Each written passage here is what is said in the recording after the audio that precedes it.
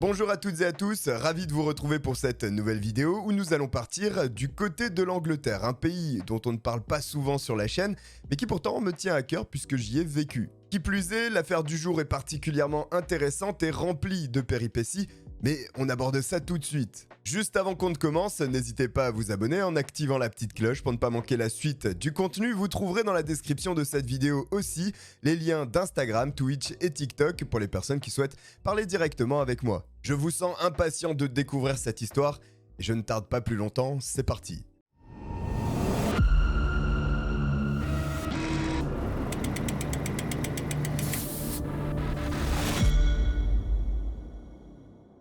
L'affaire qui nous concerne aujourd'hui nous amène dans le sud-ouest de l'Angleterre et la région du Somerset. Car c'est à cet endroit que vit une jeune femme âgée de 23 ans, Catherine Wellsborough. Et la vie de Catherine, jusqu'à présent, est assez idéale. Elle a réussi son parcours scolaire, atteignant l'université à Bath, où elle obtiendra son diplôme. Étudiante dans le domaine du commerce, elle se fera beaucoup d'amis lors de son passage à la faculté, et ceci est dû en grande partie à sa personnalité qui est très agréable. C'est à l'été 2010 que Catherine est diplômée et qu'en parallèle, elle trouve un emploi à temps partiel dans une usine nommée Henry. Il semble que la vie de Catherine se déroule parfaitement sur tous les aspects, si ce n'est un, l'amour. En effet, la jeune femme est célibataire, mais elle ne le restera pas bien longtemps, et ceci est en partie dû à son nouvel emploi. Effectivement, sur son nouveau lieu de travail, elle va rencontrer un homme, Rafał Nowak, âgé de 29 ans et d'origine polonaise. Ce dernier va littéralement faire tourner la tête de Catherine qui fermera les yeux sur l'écart d'âge de 6 ans qu'il y a entre eux. Et par chance, Rafał lui aussi est célibataire, bien qu'il ait déjà connu une vie de famille en Pologne. Celui-ci avait une femme ainsi qu'un enfant, mais il a décidé de tout plaquer pour venir s'installer en Grande-Bretagne. Il apparaît que la relation qu'il entretenait avec son ex-femme s'était si détériorée qu'il a préféré quitter le pays. Un autre point également l'a encouragé dans cette expatriation, le fait qu'il soit énormément endetté, et en partant en Angleterre, il avait l'occasion là de gagner un peu plus d'argent aussi. C'est ainsi que Rafał s'est retrouvé dans la même usine que Catherine après avoir quitté son ex-femme et son enfant en Pologne. Mais Catherine n'est pas la première femme qu'il rencontre. Auparavant, il était déjà en couple au Royaume-Uni avec une autre Polonaise. Et cette femme se prénomme Anna Lagwinowicz. Souvenez-vous, quelques secondes auparavant, je vous indiquais que Rafał était célibataire. Eh bien, ce n'est pas tout à fait vrai, puisqu'en réalité, le jeune homme s'est présenté comme tel auprès de Catherine. Pourtant, il entretient toujours une relation avec Anna. Et Rafał, lui, est bien trop fainéant pour choisir. Il prend donc la décision de voir les deux femmes en même temps. Et bien entendu, aucune d'entre elles ne connaît l'existence de l'autre. Simplement, à cette époque, Rafał vit avec Anna. Cependant, la relation qu'il entretient avec Catherine commence à être privilégiée par le jeune homme. Aidé par ses sentiments, il fera un choix qui se portera sur Catherine. Tant mieux pour elle, car la jeune femme est éperdument amoureuse de Rafał. Elle le dit clairement à toute sa famille qu'elle souhaite faire le reste de sa vie avec cet homme. Et cela semble très bien parti, puisque dans les coulisses, en parallèle, Rafał rompt avec Anna et ne se concentre plus qu'à 100% sur Catherine. Au bout de quelques temps, le couple fait l'acquisition d'une maison dans la ville de Chard, toujours dans le Somerset. Ceci sont les prémices d'une histoire d'amour qui rend particulièrement enthousiaste Rafał et Catherine, qui ne rêvent que d'une chose, de se marier, d'avoir des enfants et d'être heureux. Au cours de l'année 2011, quelques temps après avoir obtenu son diplôme universitaire, Catherine est prête à franchir un nouveau cap. Toujours dans la même entreprise, là où travaille Rafał également, elle s'apprête à occuper un nouvel emploi, mais de direction cette fois-ci. La jeune femme est ambitieuse, elle souhaite faire progresser sa carrière, et c'est une opportunité en or justement pour son parcours professionnel. Tout se passe pour le mieux, en tout cas jusqu'à ce jour de septembre 2012.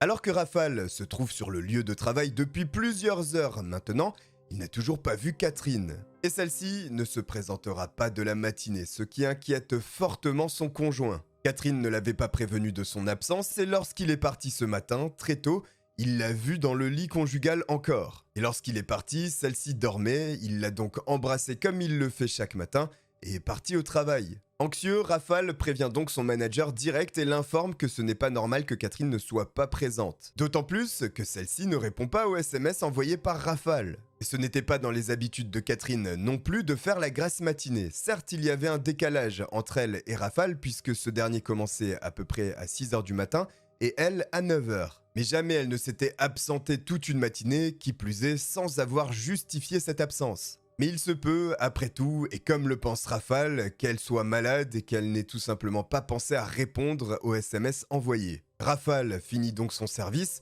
et se dirige rapidement vers la maison pour s'assurer que Catherine va bien. Simplement, lorsqu'il arrive sur les lieux, elle n'est pas là. La voiture de Catherine aussi est absente, ce qui signifie qu'a priori, la jeune femme a décidé de partir et de se rendre quelque part. Sachant que la jeune femme est très proche de ses parents, l'homme suppose qu'elle a dû se rendre chez eux et les appelle. Mais lorsque la mère de Catherine répond au téléphone, elle aussi devient anxieuse puisqu'elle n'a pas vu sa fille et que les explications de Rafale sont inquiétantes. Catherine serait partie de son propre chef avec son véhicule et sans prévenir aucune personne, ce qui n'est absolument pas un comportement normal pour elle. Les amis de Catherine sont également contactés pour essayer de la localiser ou au moins obtenir quelques indices sur sa position. Mais il n'y a rien. C'est alors que Rafale va révéler quelque chose de perturbant. Celui-ci est extrêmement inquiet puisqu'il semblerait que depuis quelque temps, Catherine reçoive des SMS ainsi que des emails de nature menaçante de la part d'un ex-petit ami. Selon Rafale, il aurait pu lire des choses du style « Si je ne peux t'avoir, personne ne pourra ». Ces messages et ces emails n'étaient pas sans conséquence sur Catherine qui était affectée par ceci, au point qu'elle aurait déjà évoqué auprès de Rafale des intentions de mettre fin à ses jours. Cette nouvelle affole la famille qui ne perd pas plus de temps et contacte la police en exprimant bien que la vie de leur fille est peut-être en jeu. Les agents contactés par les membres de la famille comprennent leur détresse et déclenchent aussitôt l'enquête. En espérant que la police progresse rapidement, Rafale va rester avec la famille de Catherine. Les recherches progressent très rapidement au point qu'elles aboutissent. Catherine est effectivement retrouvée. Malheureusement, celle-ci est décédée. Son cadavre est identifié dans une voiture garée sur le côté de la route, une Ford Focus, la sienne. Le véhicule a été localisé à une dizaine de kilomètres de la résidence de Catherine, mais surtout, le véhicule a été brûlé avec Catherine à l'intérieur. Le corps a été extrait du véhicule afin qu'une autopsie soit réalisée pour connaître les réelles circonstances de la mort de Catherine. Néanmoins, d'emblée, il y a des points qui éveillent des interrogations chez les policiers. Effectivement, si Catherine avait pris la décision de mettre fin à ses jours, pourquoi aurait-elle mis le feu au véhicule ? Et ce détail éveille les soupçons chez les enquêteurs, car pour eux, cela peut signifier qu'en réalité, il ne s'agit absolument pas d'un suicide, mais d'un acte criminel. Car les agents le savent, lorsque le feu est utilisé pour brûler une voiture, dans la plupart des cas, c'est pour éliminer des preuves. Bien entendu, ils ne peuvent pas exclure la possibilité selon laquelle Catherine aurait décidé de mettre fin à ses jours par ce moyen, mais il paraît peu probable selon eux. Le décès de la jeune femme de 23 ans est bien trop suspect. Ils vont donc commencer à interroger les membres de la famille. Tout comme Rafale Novak, d'ailleurs, mais ils n'ont pas réellement de suspect, il s'agit là plus d'une procédure habituelle. Et bien entendu, celui qui a potentiellement le plus d'éléments à fournir aux enquêteurs, c'est Rafale, puisque c'est lui qui vivait avec Catherine. Et il affirme que la veille du meurtre, il a passé toute la soirée avec sa petite amie. Pour leur dîner, certains ingrédients étaient manquants. Ils ont donc décidé de se rendre à un supermarché et lorsqu'ils ont fini leurs emplettes, sont rentrés directement à leur domicile et ont préparé leur repas. Lorsqu'ils ont fini de manger, ils ont lancé un film puis se sont endormis. Le lendemain matin, comme chaque jour de la semaine, c'est Rafale qui se lève en premier à 5h du matin pour se rendre au travail. Lorsqu'il se réveille, Catherine est à ses côtés. Il se prépare donc pour aller travailler et comme chaque matin, l'embrasse avant de quitter la maison. Rien ne semble anormal dans cette version et cela semble correspondre effectivement au rythme de vie que Catherine et Rafale avaient jusque-là dans leur relation. A noter par ailleurs que personne, ni la famille ni les amis, n'ont remarqué de désaccord entre Rafale et Catherine et qu'a priori ils ne se sont jamais réellement disputés, en tout cas gravement. Après avoir mené tous ces interrogatoires auprès du petit ami, de la famille, des amis, la police semble être conduite dans une impasse, en tout cas en ce qui concerne l'acte criminel. Les enquêteurs doivent encore alors approfondir quelques pistes avant peut-être de confirmer qu'il s'agit bien d'un suicide. En parallèle, pour que Rafale ne tombe pas en dépression, la famille de Catherine l'invite à venir dormir chez eux et à rester avec eux pour ne pas penser à cette sordide affaire. Et ceci va changer énormément de choses. 24 heures après la découverte du corps de Catherine, la famille va commencer à douter de Rafale. Pourtant, il n'y a pas de quoi, la version de Rafale est tout à fait crédible, même la famille explique qu'effectivement, ils fonctionnaient comme ça tous les deux. Mais alors que s'est-il passé? Eh bien, des membres de la famille de Catherine sont surpris du comportement de son compagnon. En effet, alors qu'il devait se marier, qu'il expliquait que c'était l'amour de sa vie, ceux-ci auraient dû littéralement le détruire. Et c'est d'ailleurs la raison pour laquelle ils l'ont invité dans leur domicile pour qu'il ne soit pas seul et ne tombe pas en dépression. Pourtant, eh bien que chacun exprime son chagrin à sa manière, il ne semble pas du tout affecté par la disparition de Catherine. Il ne pleure pas, il n'en parle pas non plus et semble plus intéressé par ce qui sera au menu du soir que par la disparition de sa compagne. Et ce comportement, presque outrancier par moments, la famille va le rapporter auprès des agents de police. Évidemment, dans ce genre de cas, les enquêteurs savent pertinemment que l'on peut penser des choses erronées sous le coup de l'émotion. C'est pourquoi ils écoutent effectivement les membres de la famille de Catherine, mais prennent avec des pincettes ce qui leur est exposé. Néanmoins, ils ne l'écartent pas totalement et vont vérifier auprès de Rafale. D'autant plus qu'entre-temps, l'enquête a légèrement avancé et les policiers ont découvert que Rafale ainsi que Catherine avaient souscrit à des assurances vie d'une valeur de 123 000 livres, ce qui représente à peu près 140 000 euros. Et tous deux étaient désignés bénéficiaires l'un de l'autre, ce qui signifie que si Rafale venait à mourir, eh bien Catherine toucherait cette somme. A l'inverse, ce serait Rafale. Et c'est précisément dans cette situation que l'on se trouve actuellement, avec Rafale qui va percevoir plus de 140 000 euros. Cependant, ce qui met la puce à l'oreille des enquêteurs dans cette histoire d'assurance vie, ce n'est pas l'assurance vie en elle-même, puisque ce dispositif, de nombreux foyers en bénéficient. C'est plus l'âge de Catherine, 23 ans. Car il est beaucoup plus rare, au Royaume-Uni en tout cas, que de si jeunes personnes souscrivent à une telle assurance. Et ceci, sans que cela ne prouve quoi que ce soit, génère des soupçons auprès des enquêteurs. Et désormais, l'acte criminel, qui n'avait pas de mobile auparavant, en a désormais un, l'argent. Il est donc temps de fouiller un peu plus profondément dans le passé de Rafale Novak. Et pour ce faire, les policiers vont saisir son téléphone et perquisitionner le domicile du couple. Et en faisant cela, les agents vont découvrir la double vie de Rafale Novak.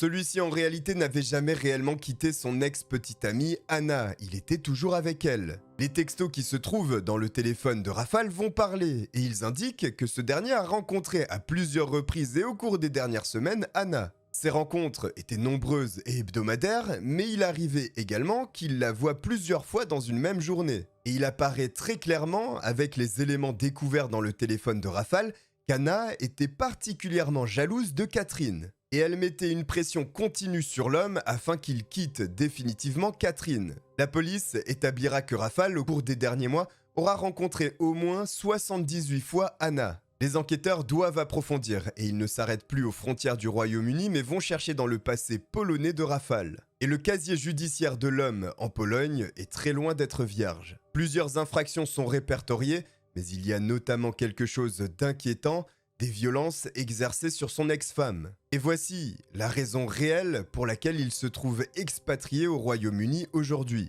Le passé mystérieux et violent de Rafale ainsi que l'assurance vie souscrite commencent à dessiner les contours d'une affaire qui finalement sent l'acte criminel. Pour s'en assurer, les policiers vont également fouiller dans la vie de Catherine. Et la jeune femme, elle aussi, réserve son lot de surprises. Les enquêteurs découvrent qu'elle possède plusieurs comptes sur différents sites de rencontres, mais des sites pour des rencontres un peu particulières de nature sexuelle. Et là encore, chez les personnes en charge de l'enquête et à la lecture des profils créés par Catherine, quelque chose va éveiller leurs soupçons. En effet, auparavant, les policiers ont saisi le téléphone de Rafale et ont pu observer des conversations entre lui et Catherine. Ils savent comment la jeune femme s'exprime et rédige, et ce sont deux aspects qui diffèrent fortement lorsqu'ils lisent les descriptions sur les sites de rencontres. Ces formulations, lorsqu'elle parle d'elle sur son profil, ne correspondent pas à ce qu'elle a l'habitude d'écrire. En cherchant plus loin dans ses profils, les enquêteurs retrouvent des photos à caractère sexuel là encore et qui appartiendraient à Catherine.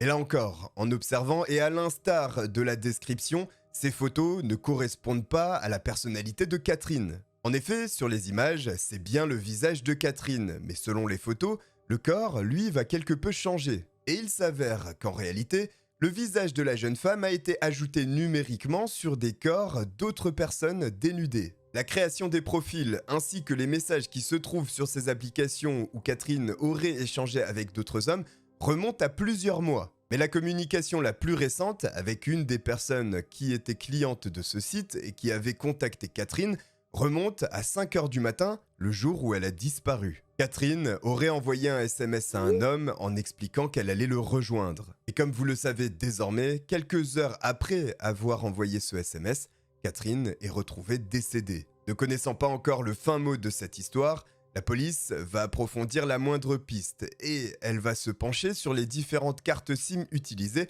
afin de remonter à quelqu'un. Que ce soit cet homme mystérieux que Catherine a contacté ou éventuellement d'autres personnes. Dans le même temps, les résultats de l'autopsie du corps de Catherine sont connus et la cause de la mort est l'asphyxie. Il semblerait donc que Catherine a d'abord été étranglée, puis placée dans la voiture et conduite à un autre endroit. Et cette analyse du cadavre de Catherine va faire rappeler un élément essentiel aux policiers. Car lorsque la police s'est rendue au domicile de Rafale et de Catherine, ils ne cherchaient pas d'indices en particulier.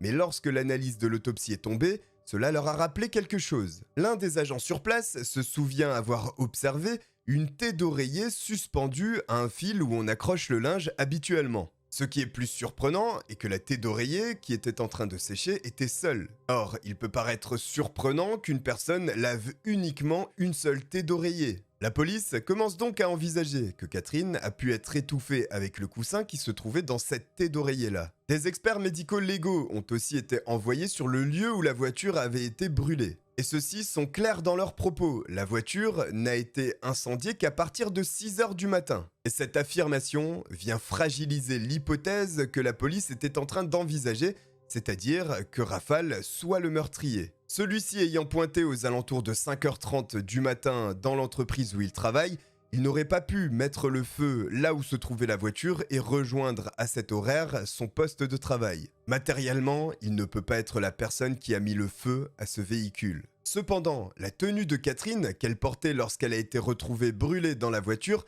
génère de nouveaux soupçons. Effectivement, il apparaît que la tenue de Catherine était en réalité un pyjama. Ce qui signifie pour les enquêteurs que Catherine a certainement été tuée lors de son sommeil. Et ceci est important, car cela vient discréditer un fait, et notamment celui selon lequel Catherine allait voir un homme avec qui elle était en communication sur les applications de rencontres. Effectivement, pourquoi serait-elle allée rendre visite à cette personne dans cette tenue? Cela n'a pas de sens et cela n'est pas cohérent. Une autre preuve qui vient définitivement appuyer le fait que Catherine a été tuée dans la nuit et non à 5 h du matin, et qu'elle avait encore des aliments non digérés dans son estomac, ce qu'elle n'aurait pas pu avoir à 5 h du matin. Par conséquent, la mort se situe entre 2 h 30 et 3 h du matin. Cette fois-ci, les policiers ont assez d'éléments et 24 heures après la découverte du corps de Catherine, Rafale est interpellé et emmené en garde à vue. Et pour démêler toute cette histoire, les policiers vont également aller chercher l'ancienne petite amie ou la petite amie actuelle, Anna. Car ils considèrent que si elle n'est pas impliquée dans ce meurtre, elle est au moins au courant de certains des aspects de cette histoire. Afin d'être en capacité d'exercer une pression supplémentaire sur Anna et Rafale lors des interrogatoires, la police va rechercher le numéro de téléphone à qui Catherine aurait envoyé le SMS. Une fois ceci fait, ils vont suivre les déplacements de la carte SIM de ce numéro. Et grâce à ces informations, ils découvrent que cette carte SIM se trouvait à un moment donné dans la voiture d'Anna. Et en faisant cela, les enquêteurs ont pu remonter aux différents déplacements qu'Anna avait réalisés quelques jours avant le meurtre de Catherine. Ils ont ainsi pu repérer Anna avec son oncle Tadeusz Dimitritsin, âgé de 38 ans, sur des images de vidéosurveillance à une station-service. Il est possible d'observer les deux individus en train de remplir des jerrycans d'essence que l'on pourrait considérer comme étant ceux ayant permis de mettre le feu à la voiture où se trouvait Catherine. Et ceci révèle une chose, que le meurtre était en réalité bien plus prémédité que ce à quoi la police pensait. Désormais, il y a une troisième personne dont il faut analyser le profil, et il s'agit de Tadeusz, l'oncle d'Anna. Et ils ont vite compris qu'Anna et son oncle Tadeusz étaient extrêmement proches. Lorsque ce dernier décide de s'expatrier au Royaume-Uni, il n'a absolument aucun ami, et la seule personne dévouée auprès de lui, c'est Anna, sa nièce. Et il faut bien comprendre que les deux ont un lien très fort, au point que Thaddeus serait prêt à rendre n'importe quel service à sa nièce. Désormais, le voile semble se lever sur ce triangle amoureux entre Rafale, Catherine et Anna. Pour les policiers, clairement le motif, c'est l'argent de l'assurance vie. Et c'est certainement ce qui a impliqué, selon eux, l'oncle d'Anna là-dedans. Mais il est vrai qu'il y a également la jalousie dans cette histoire, puisque Anna, vous le savez désormais, éprouvait une haine particulièrement profonde envers Catherine. Bref, les mobiles sont réellement nombreux, et c'est ce qui a encouragé ces trois personnes à préméditer des mois auparavant ce meurtre. Les faux profils sur les sites de rencontres, les fausses communications par SMS ou email, les fausses images et photos de Catherine. Tout ceci a en réalité été pensé pour créer un alibi à Rafale. Le but étant de faire croire que c'est Catherine qui avait une double vie et que si elle avait été tuée, cela était dû à une mauvaise rencontre qu'elle avait faite sur ces sites. Et au vu des éléments, il semblerait que Anna et Rafale soient les réels instigateurs de ce meurtre, l'oncle, quant à lui, n'ayant agi qu'au dernier moment pour se débarrasser du corps. Mais tout ceci est l'hypothèse de la police, car il y a un dernier obstacle. Ni Anna, ni Rafale, ni l'oncle n'admettent le meurtre de Catherine. La police, lors du procès, est donc obligée d'exposer la théorie et ce qu'il s'est passé selon eux, sans pourtant avoir les aveux. La réalité serait donc qu'effectivement, Anna et Rafale seraient rentrés chez eux après avoir fait des courses. Ils auraient effectivement dîné puis regardé un film et seraient allés se coucher. Tandis que Catherine était endormie profondément, Rafale a saisi un oreiller et l'a étouffé de cette manière. Par la suite, il aurait donc lavé la fameuse thé d'oreiller et aurait contacté Anna ainsi que son oncle pour se débarrasser du corps. Les deux complices seraient venus au domicile de Rafale, auraient chargé le cadavre dans le coffre de la voiture et l'auraient conduit à l'endroit où ils y ont mis le feu. Et c'est Tadeusz Dimitritsine, l'oncle, qui aurait repéré auparavant l'endroit le plus approprié pour brûler la voiture. C'est ainsi qu'un endroit très peu fréquenté, non loin du petit village de Hachel, a été repéré par l'oncle. Le corps de Catherine aurait donc été placé sur le siège côté conducteur, avec la ceinture bien attachée pour faire croire qu'elle avait décidé elle-même de se garer à cet endroit. Les complices ont par la suite patiemment attendu 6 h du matin avant de déclencher l'incendie du véhicule.